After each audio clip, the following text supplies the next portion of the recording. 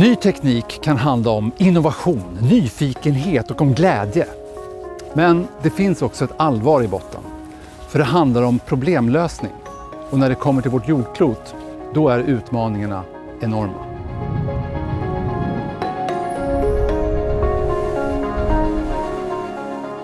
Vatten är en av våra äldsta energikällor och skulle kanske kunna avfärdas som något förlegat. Men vissa hävdar tvärtom att det kan vara framtidens energilösning. Svenska Core Power Ocean har uppfunnit en av världens mest effektiva vågkrafttekniker. Med bojar som efterliknar hjärtats pump. Den svenska innovationen, utvecklad av hjärtläkare Stig Lundbäck, uppges leverera 5 gånger mer energi per ton utrustning än tidigare teknik. Möjligen kan vi i framtiden få se parker där vågkraft och vindkraftverk delar nät med potential att jämna ut elflödet över året. Så om vi lär oss att ta vara på vågornas puls kan hjärtat i framtidens energisystem kanske ligga just till havs. Kom igen stormen! Bättre kan du! Nu skapar vi energi!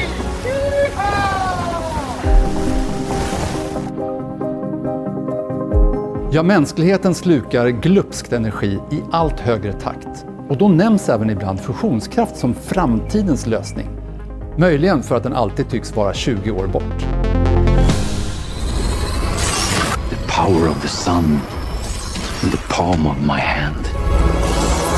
Nej, även om filmer ibland vill få oss att tro det, är det här ingen lätt nöt att knäcka. Men i södra Frankrike byggs ITER, världens största fusionsexperiment. Genom att hetta upp plasma till 150 miljoner grader ska reaktionen ge 10 gånger mer energi än vad som matas in i plasman. Sverige bidrar tungt. Uppsala universitet utvecklar neutronspektrometern som mäter maskinens puls och arbetet med anläggningens hjärna, Kodak-styrsystemet, leds av den svenska ingenjören Anders Wallander. Så när mänskligheten en dag lyckas med kärnkraft på jorden, ja, då har vi svenskar varit med och skruvat i maskineriet.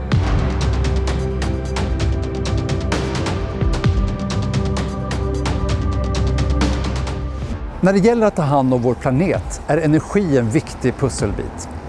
En helt annan aspekt är våra bostäder och att bygga dem med nya, hållbarare metoder. Då kan själva byggmaterialet vara helt avgörande.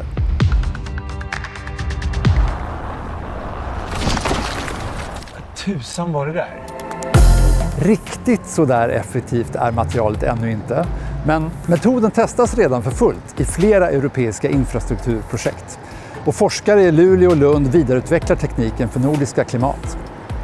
Förenklat bygger tekniken på sovande bakterier som aktiveras av vatten och producerar kalksten för att automatiskt läka sprickor i betongen. Är det här nyckeln till framtidens hållbara bostäder? Ja, det är det nog för tidigt att säga, men blir det succé kan det vara goda nyheter för miljön och kanske också för den late hemmafixaren.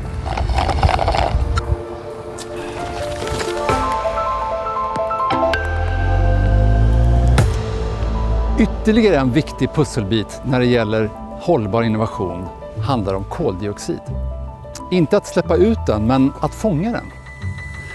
Tekniken kallas Direct Air Capture och utvecklingen går i rekordfart.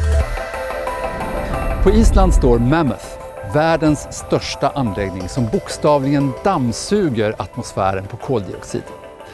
Och den nya generationens teknik är redan här.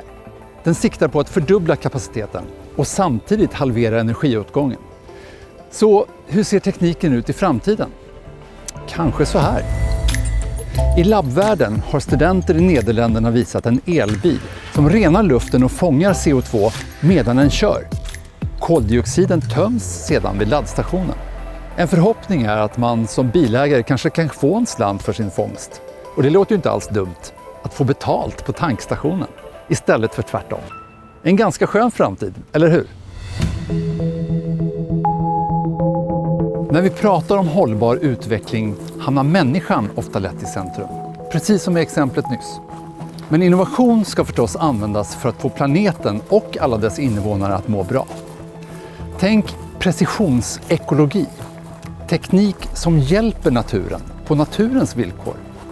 Redan idag används drönare och AI för att kartlägga skogar, hitta hotade arter och följa återväxt efter bränder. Och blickar vi framåt? Byggstenarna finns för att låta drönarsvärmar plantera där marken behöver det. Låta sensorer varna tidigt när skogen mår dåligt. Låta oss veta mer men störa mindre.